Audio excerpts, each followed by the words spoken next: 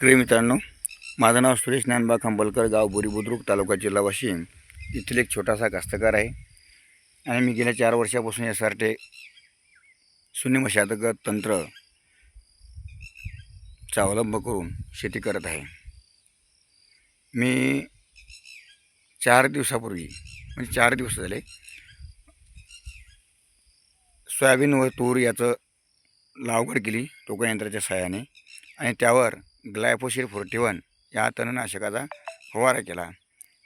4 दिवसापूर्वी माझं तो शेत पूर्ण हिरवगार दिसत होतं. आज बघा ग्लायफोसेटचे परिणाम पूर्ण जे तण आहे हे जाग्यावर सुकायला लागलं.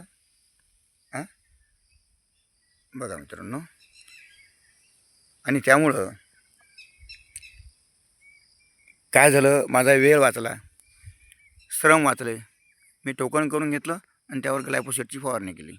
आज सोयाबीनला चांगल्या प्रकारे कोंबसुद्धा धरलेले आहेत. तर बघा, खूप हिरवगार असं शेत दिसत होतं. आज पूर्णपणे तण सुकायला लागलं, वाळायला लागलं.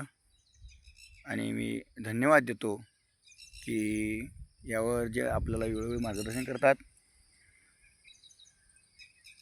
आदरणीय खंडागळे सर, आदरणीय कोळेकर सर, हे वेळोवेळी मार्गदर्शन करून मला शेती करण्यात प्रोत्साहित करतात.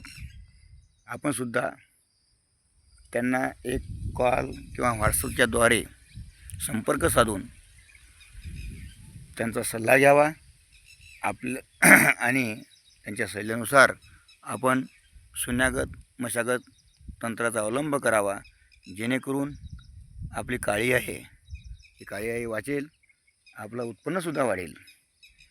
आज काळी आईला वाचवणे खूप महत्त्वाचं आहे मित्रांनो. कारण आज बघतो आपण आपल्या जमिनीचा सेंद्रिय कर्ब हा खूप काही कमी होत चाललेला आहे. आणि सेंद्रिय कर्ब जर कमी असं जर वाढत गेलं तर आपली जमीन ही वाळवंट बनल्याशिवाय राहणार नाही. आपल्या जमिनीला जर वाचवायचं असेल तर आपल्या जमिनीला सेंद्रिय कर्ब वाढवणे व pH मेंटेन ठेवणे ही काळाची गरज आहे मित्रांनो. धन्यवाद.